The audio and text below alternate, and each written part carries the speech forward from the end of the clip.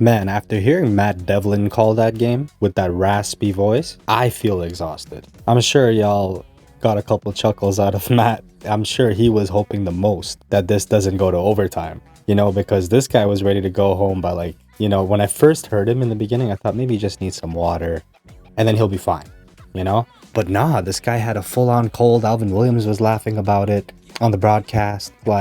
It was entertaining. I felt bad for him though at the same time. If you guys feel the same way, then definitely like. By the way, my name is Ali. This is Jurassics. This is the post-game recap for Indiana Pacers versus the Toronto Raptors.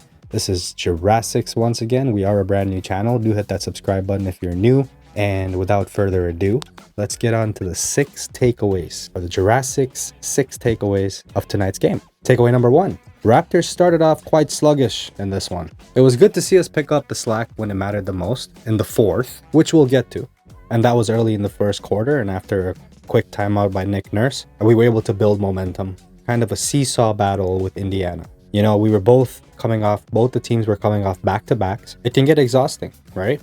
We were playing on the road and we managed to pull this one out. And that's 3 in a row now. And we've got that monkey off our back. Speaking of getting monkeys off their backs, let's look at takeaway number 2 real quick here. Scotty Barnes, or rather Fred VanVleet, has definitely got that monkey off his back, especially given his performance in the last couple of games. After struggling in the first couple of games, played pretty well in the game where he had 17 assists, but he had 8 turnovers in that game. It almost cost us the game. What it is with Freddie is consistency, and I know he wanted to come out like a little bit calm in this one and set the pace.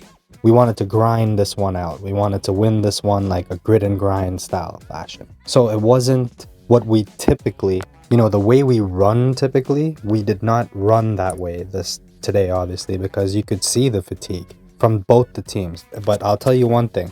I was still happy to see Fred VanVleet get the monkey off his back after that sluggish start. 16 points, he had 4 assists, he had 2 steals, he had a block, he had 6 rebounds, 2 of 3 from free throws, 2 of 7 from 3-point range, 6 of 14 from the field, and 39 minutes. So heavy minutes for our Freddie, and he still pulled through. He was 2 of 7 from 3-pointers, and that's not the best stat in the world. At the end of the day, he still captained our team to a win today. And speaking of captaincy, let's talk about the young general over here. That's my 3rd takeaway of the game, Mr. Scotty Barnes.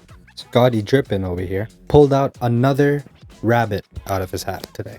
In his young rookie career, he's been the leading scorer for the Raptors 4 times out of the first 7 games. He had 21 points, 12 rebounds, 2 of them offensive, a steal, 3 of 6 from the free throw line, which will improve. 9 of 17 from the field, still as efficient as ever. He didn't make the 1-3 that he shot.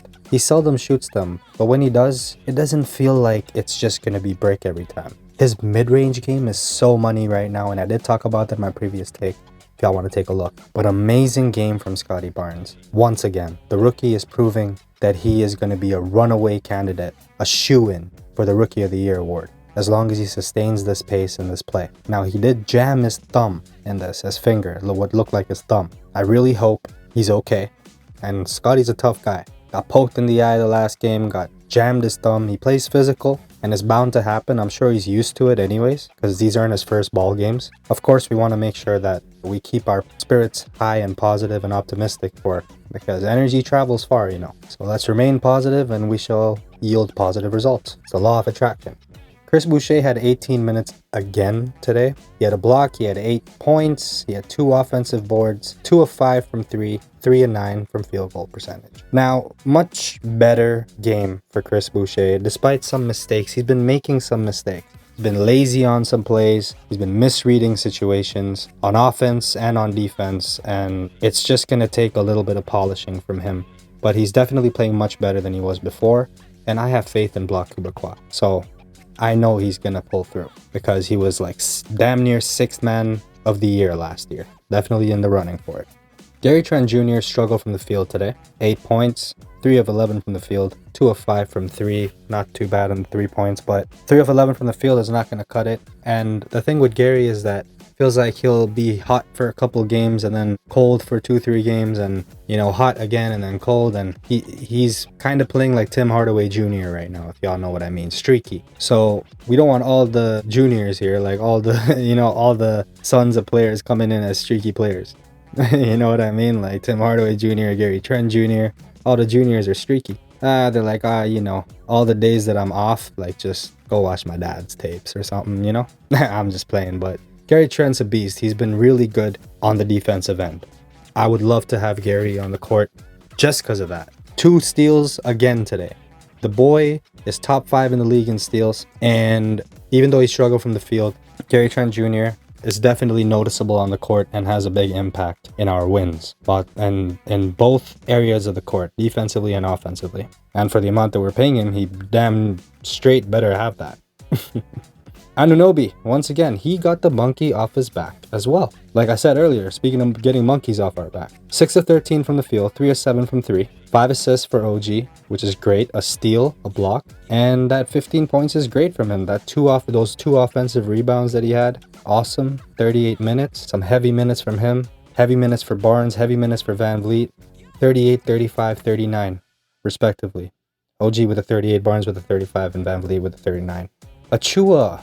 That's my 6th takeaway. And guys, I kind of just combined a few takeaways there together. There's supposed to be 6 of them, but trust me, there's 6 in total. And I did mix in a few there, just winging it based on what I've seen and what I've analyzed. So do forgive that structure there. It is a bit late for me right now. I'm taking care of my son. He's over for the night. I was just putting him to bed, and I wanted to make sure I got this content out to you right after I did that. So finally, Svi Mykhailiuk. Excellent game from him. And we needed that bench production other than Banton. And Mykhailiuk really, really does impress me.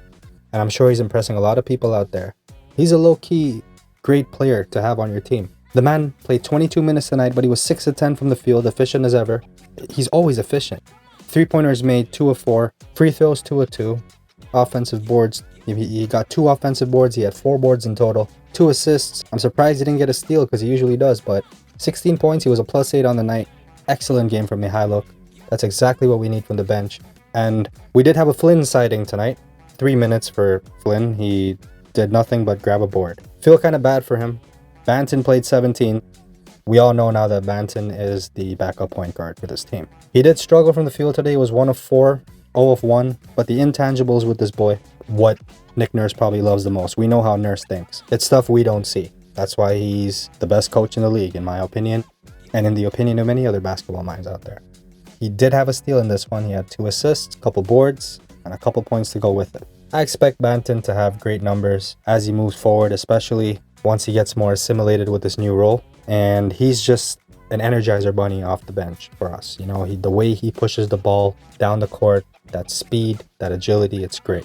By the way, I will talk about Birch. He did play 29 minutes tonight, 3 of 5 from the field, very efficient. 1 of 1 from from free throw range rather. He doesn't take many 3-pointers. I would like to see him take 1 or 2 a game if he has a chance, but it's good if he's not forcing them. Never want to force shots. 6 boards for Birch, 3 of them offensive. Excellent offensive rebounding. Those second chance points were something that we were lacking a lot last year in our arsenal.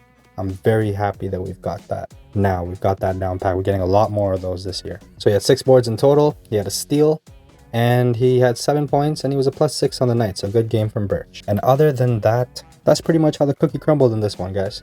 That's 3 in a row. Scotty Barnes is looking like a beast. I was already talking about him from before. If y'all want to really hear me go off about him, then take a look at the video that shows up on the top right now. And that's the Scotty Barnes Will He Be the Rookie of the Year take that I just did recently. But thank you so much everybody for listening. Once again, this is Ali. I will hit you guys up with much more Raptors content. This is Jurassics. This is a great game. That's 3 in a row now.